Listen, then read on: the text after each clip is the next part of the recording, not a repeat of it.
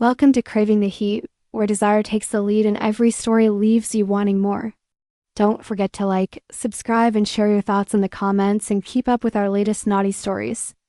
It was the kind of night where everything seemed to stand still. The low hum of the city outside my apartment, the soft glow of the streetlight filtering through the blinds, everything was quiet. The night was supposed to be peaceful. But instead, I sat there on my couch, staring at the glass of wine in my hand, trying to forget the scene that had just unfolded in front of me. It had been a long day at work, the kind where nothing went right, and all I wanted was to crawl into bed and escape. But when I walked through the door, I was met with the one thing I didn't expect. Ryan, my husband of 5 years, was standing in the kitchen with another woman. She was standing too close to him, her hand resting on his arm, laughing at something. He had just said at first. I thought I was imagining it. My mind had to be playing tricks on me. But as I stepped into the room, I saw the truth in front of me. The way they looked at each other, the way her fingers lingered on his skin. It was all too familiar. Too intimate. Maxine, Ryan said, his voice breaking the silence. This is Claire. She works at the firm. Claire. I'd heard that name before, but it hadn't meant much to me. I didn't know who she was, just that she was one of Ryan's colleagues. But now, standing here in my own kitchen, I felt a rush of anger and disbelief flood through me. "Hello, Maxine," Claire said, a little too cheerfully, her eyes scanning me as if I was the intruder in my own home. I could feel my heart racing, a tight knot forming in my stomach. Ryan's face was flushed, like he had been caught doing something he shouldn't. He was nervously adjusting his shirt, avoiding my gaze. "What's going on, Ryan?" I asked, my voice shaking, trying to keep the anger in check. Ryan opened his mouth to speak, but nothing came out. Claire smiled again, taking a small step closer to him. "I'm sorry," she said, her tone dripping with something I couldn't quite place, "but I think it's time for me to leave. You two obviously need to talk." With that, she walked past me, her perfume lingering in the air, a reminder of the reality I was now facing. I watched her leave, feeling the weight of the world on my shoulders. The sound of the door closing echoed through the silence of the room, and then all I could hear was my own breath, shallow and panicked. "Maxine?" Ryan said again, but his voice was quieter now, softer. "Let me explain." I stood still for a moment, my eyes fixed on the spot where Claire had been standing. The world felt like it was crumbling around me. I had no idea what to say. How could I explain the way my heart was breaking? How could I make sense of this betrayal? "You're sleeping with her, aren't you?" I asked, the words coming out in a whisper that felt like a punch to my gut. Ryan's face tightened. He didn't say anything at first, and the silence between us felt suffocating. "I didn't mean for it to happen, Maxine," he finally said, his voice low. "I didn't plan this, but things have been complicated between us lately. And you've been sleeping with her," I interrupted, my voice shaking with a mixture of hurt and anger. "I don't want to hear your excuses." I turned and walked to the living room, sitting down on the couch. My hands were trembling as I gripped the wine glass, but I couldn't bring myself to drink it. The room felt like it was closing in on me, the walls pressing in as I tried to make sense of everything. Ryan followed me into the living room, standing there awkwardly for a moment before sitting down next to me. I could feel the heat radiating off his body, but it only made me want to push him away even more. "I'm sorry," he said softly.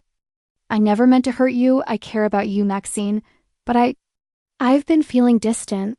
Like we've been drifting apart for a while now." My chest tightened as I tried to breathe. My mind was spinning, and I couldn't make sense of his words. The man I had loved for so long, the man I had trusted with everything, was now standing in front of me, telling me that he had betrayed me. "Is this what you really want?" I asked, my voice barely audible. "To throw away everything we've built together?" Ryan's eyes softened, and he reached out to touch my arm, but I jerked away from him.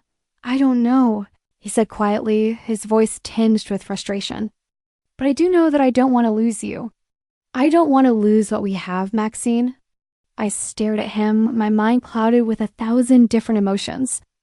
I had spent years building a life with this man, and now, in the blink of an eye, it was all falling apart. My trust, my faith, everything I believed in, it was all shattered. As I sat there, lost in thought, I felt a presence at the edge of my consciousness. The faintest feeling that someone else was watching me. I looked up and found Ryan's eyes locked on mine, his gaze so intense that it sent a chill down my spine. His eyes were almost predatory, as if he was undressing me with nothing more than his stare. His gaze moved slowly over my face, tracing the curve of my jaw, lingering on my lips before dipping lower, where I could feel the weight of his attention on my body. It wasn't sexual, not exactly. It was something darker, something almost possessive. I could feel him in the room with me, even though he was silent.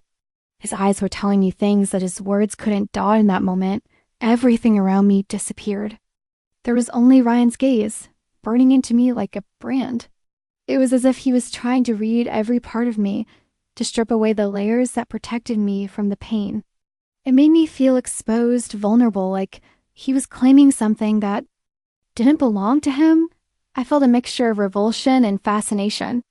Part of me wanted to break free from his gaze, to shout at him for all the hurt he had caused me. But another part of me, the part that had once loved him so deeply, couldn't help but be drawn to the intensity of his stare. It was the same way I used to feel when we first met, the way he could make me feel like I was the only person in the room, the only person who mattered. But now that gaze was no longer one of affection. It was one of control, of possession. Ryan, I said, my voice shaky, stop looking at me like that. He blinked, as if coming back to himself, and quickly looked away. I'm sorry, I didn't mean to make you uncomfortable. But I knew it wasn't just about comfort anymore. I knew that his eyes, his attention, had undressed me in a way that made me question everything. How could I ever trust him again when I could see how easily he could betray me, how effortlessly he could strip away my dignity with just a glance? I didn't say anything more. Instead, I stood up, walking toward the door. I think you should leave, Ryan. He didn't protest. He simply stood there, watching me with those same eyes that had once made me feel adored, but now made me feel like an object of his desire, something he could control and discard. As the door clicked shut behind him, I stood there in the silence, my chest aching with the weight of everything I had just learned. Ryan had undressed me with his eyes, not just in that moment, but over and over again, stripping away my trust, my love, until there was nothing left but painful truth. As I stood in the quiet of my apartment, the truth settled in. I couldn't keep pretending anymore. My marriage was over. Ryan had already undressed me in every way imaginable, and now it was time for me to rebuild what was left of myself. The pain was raw, but it was also freeing. And as I sat down, finally allowing myself to breathe again, I realized that the real journey was just beginning. The silence in my apartment was overwhelming. The door clicked shut with a soft thud, and the sound seemed to echo in the emptiness that surrounded me. I stood still for a moment, processing everything that had just happened. The confession, the betrayal, and Ryan's piercing gaze that had peeled away everything I thought I knew about him and our marriage. Walked slowly into the kitchen, trying to steady myself. My hand shook slightly as I poured myself another glass of wine, my mind racing with images of the evening, Ryan's distant eyes, the way he had looked at Claire, and how everything felt like a lie. How long had he been living this secret life? And how had I not seen it? The wine burned as it slid down my throat, but it didn't numb the pain. Nothing would. My body felt heavy, like I was moving through water, but my mind was alive, spinning in 1,000 directions. My thoughts kept circling back to the moment when Ryan had undressed me with his eyes. He had looked at me as if I was no longer his wife, as if I was just someone to be consumed. It wasn't the gaze of love I had once known. It was possessive, dark, and full of things I wasn't ready to understand. I could still feel it now, like an invisible touch lingering on my skin, as if he had reached through the fabric of my closed and pulled at the very core of me. And the more I thought about it, the more I realized he wasn't the only one who had changed. I had too. I stared at my reflection in the darkened window, my face illuminated only by the soft light of the street lamps outside. I didn't recognize the woman looking back at me. The woman who had stood there, so sure of herself, so full of trust, was gone. In her place stood someone raw, broken, but strangely ... strong. I hadn't let myself see the truth for a long time. Ryan's betrayal had been hiding in plain sight. I had been so caught up in the facade of our perfect life. The dinners, the vacations, the carefully crafted image of a happy marriage, that I had ignored the cracks that were forming underneath it all. I had ignored the way Ryan had started. Coming home late, the way he would retreat into his phone, his secrets, and his lies. I had been too afraid to ask the hard questions, too afraid to face the possibility that the man I had loved might not be the person I thought he was. But now, here I was, standing in the aftermath of that discovery. I didn't know what came next. I didn't know what I was supposed to feel or what I was supposed to do. All I knew was that Ryan had taken something from me, something precious.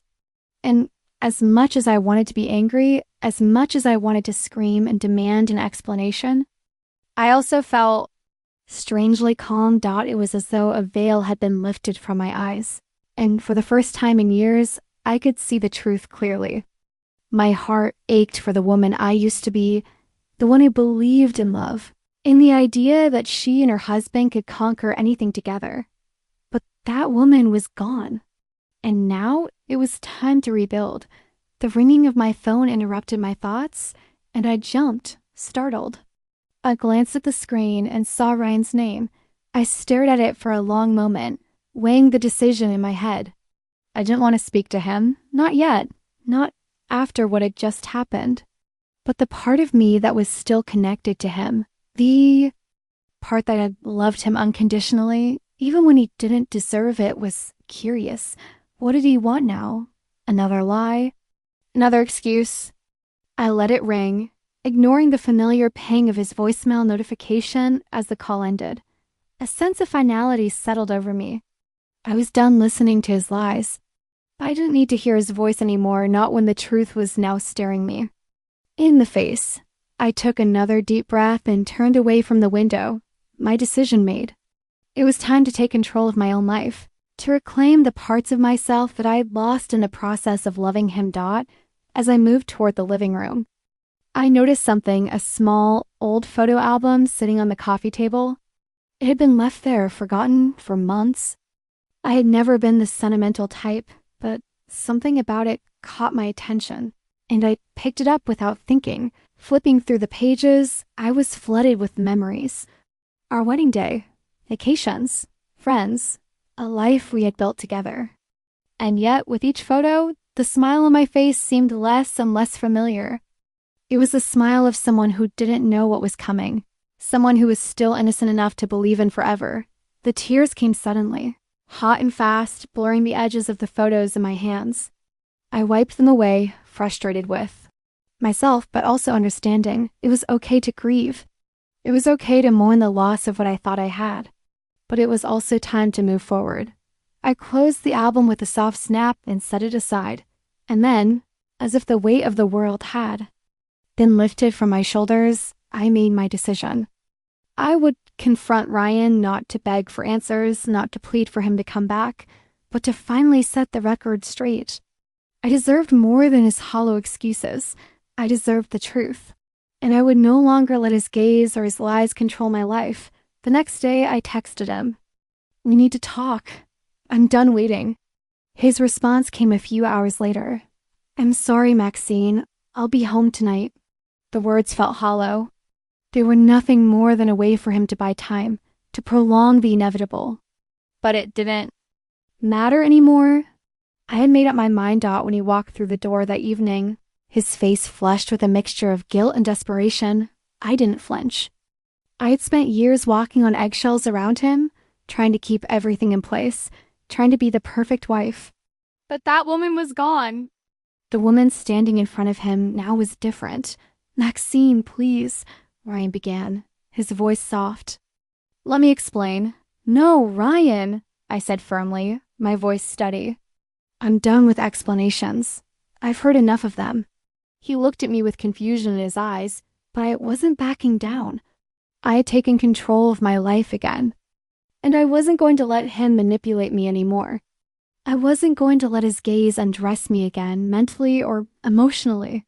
I want a divorce, I said, the words leaving my lips without hesitation. For a moment, there was complete silence. Ryan didn't know what to say. He stood there, frozen, and I could see the shock in his eyes. But there was something else there, too. A flicker of regret. A faint understanding that the game was up. I never thought I'd see the day. He whispered, his voice breaking. Neither did I replied softly, my heart heavy but resolute. But I've seen enough now, and I'm not going to keep pretending. With that, I turned away from him, walking toward the door, ready to leave this chapter of my life behind. The finality of it all settled in as I closed the door behind. Me, leaving Ryan in the silence of our broken home, I had undressed myself in that moment.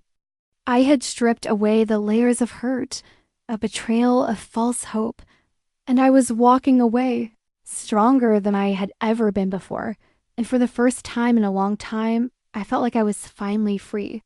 As I closed the door behind me, the finality of it all settled in my bones. The weight of the conversation, of the decision I had made, pressed against my chest. But there was something else bubbling beneath it, a growing sense of freedom, of reclaiming my own power. I had let Ryan's betrayal control my emotions for far too long, but tonight I had taken back what was mine. I walked toward the living room, my thoughts still swirling. The room felt different now, emptier, more like a shell of what it used to be. My fingers lightly brushed against the edges of the photo album I had left on the coffee table. I had set it aside earlier, but now I couldn't bring myself to ignore it. Slowly, I picked it up again, flicking through the pages absent-mindedly. I felt a warmth creeping up my neck, a flush of heat as I reached the last few pages. There were photos of us from our honeymoon, from the early days of our relationship, smiling, laughing, carefree. It had been a time when I thought I had it all. I stopped on a photo where Ryan and I were in a passionate embrace, laughing, holding each other tightly as if nothing could tear us apart. I couldn't help but notice how his eyes had once held the same warmth and desire that had once made me feel like the only woman in the world. But now, his eyes, those same eyes, had undressed me in ways I hadn't fully understood before. They weren't filled with love anymore. They were cold, calculating, and possessive in a way that made me feel small. A sudden, sharp knock on the door interrupted my thoughts. My heart skipped a beat. Ryan. He was backed out, my mind raced. I was conflicted. I had made my decision. I was moving on. But part of me, some raw, unspoken part, wanted to see him again. I wanted to know if I could still feel the way I had once felt when we first met, that magnetic pull that had driven me into his arms. I couldn't ignore it. I opened the door, and there he stood. Ryan was still in his work clothes, but his tie had been loosened, his sleeves rolled up, and his hair was messier than usual. He looked different, tired, but there was something else in his eyes, something I hadn't seen before. A desperation, a hunger. Maxine, he whispered, his voice rough with emotion. Please, I can't let you go like this. Not after everything. I made a mistake, but I can fix it. I can make things right.